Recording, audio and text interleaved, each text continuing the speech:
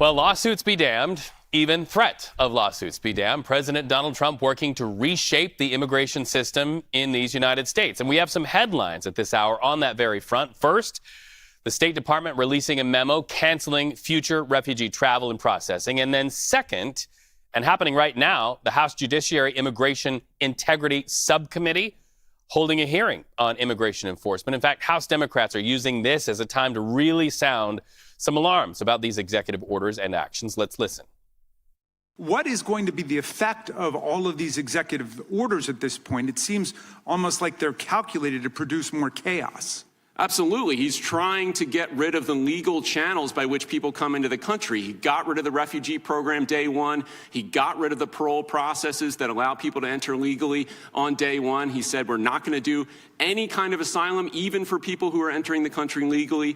If you do that, what's the alternative? It's illegal immigration. And really, as long as we have illegal immigration, it's going to be a major touch point politically. So having heard that, let's break this down with CBS News senior White House and political correspondent Ed O'Keefe. All right, so Ed, do you really get a sense that the administration knew that these legal challenges were sure to come after day one and that they were prepared? Oh, yeah, Reed, and he campaigned on this, and so did his supporters, on the idea that they're going to try to make dramatic changes. They know it will draw lawsuits. They welcome the challenges, and they believe that ultimately they'll prevail in a court system that is increasingly, at least many of the appeals courts, have conservative majorities, and ultimately at the Supreme Court, where of course there's a conservative majority. So what we're going to see unfold in all sorts of policy over the next several months, if not years now, is similar to what we saw during the Biden administration. Changes were made to what the Trump administration had done during its first 4 years. Biden comes in, changes it up, things get sent to court to be challenged legally, and eventually they get sorted out. So strap in for 4 years of these kinds of attempts to change policy in all sorts of ways, whether it's immigration, whether it's energy policy, whether it's foreign policy, whether it's federal personnel policy. The president, by signing all the things he did dramatically at the downtown basketball arena and here at the Oval Office Monday night, is trying to demonstrate to supporters, I'm making changes, things are happening.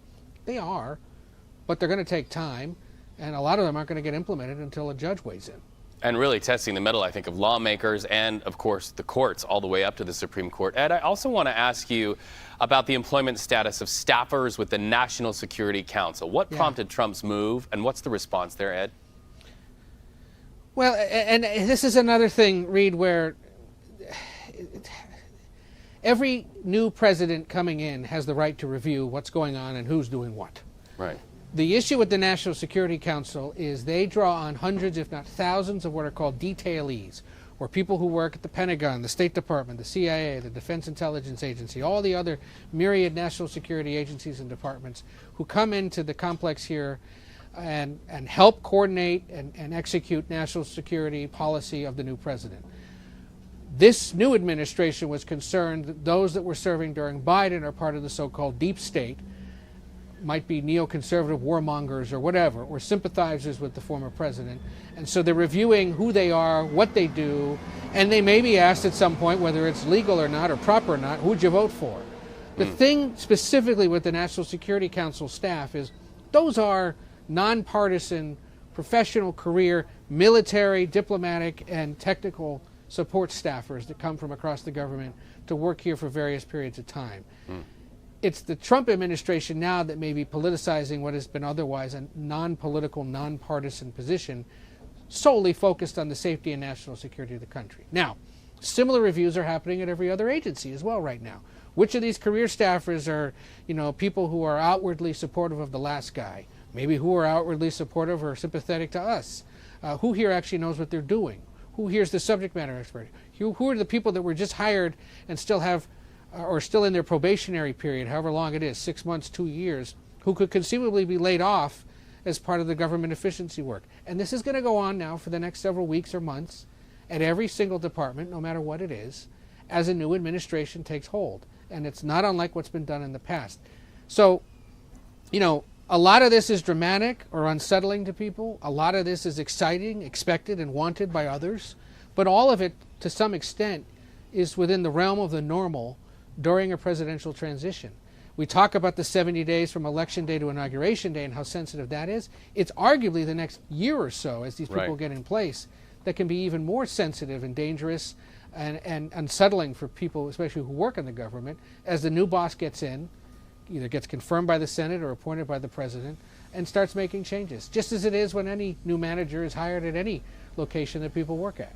Right, almost like you're re-interviewing for your job all over again and going through that scrutiny once again, Ed.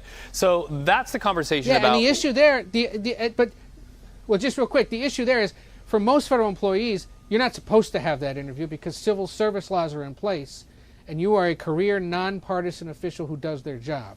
What this administration is going to start to do is to challenge that assumption and try to put in place perhaps some ways of questioning and re-interviewing or reassessing whether certain people should have their jobs. And that's where federal worker labor unions and other entities are going to step in and say, no, traditionally we've had a nonpartisan federal workforce for this very reason, so that you can't drop partisan influence into the basic work and the basic functions of a federal government. So the president and his administration, their eyes are on those things. Also, we understand some thumbs are on some really important meetings with members of Congress as well. Ed O'Keefe, we know you're watching it all. I'm glad your feet are planted squarely on what looks to be a green lawn right there on a very cold day. Ed O'Keefe, thank you so much for that conversation.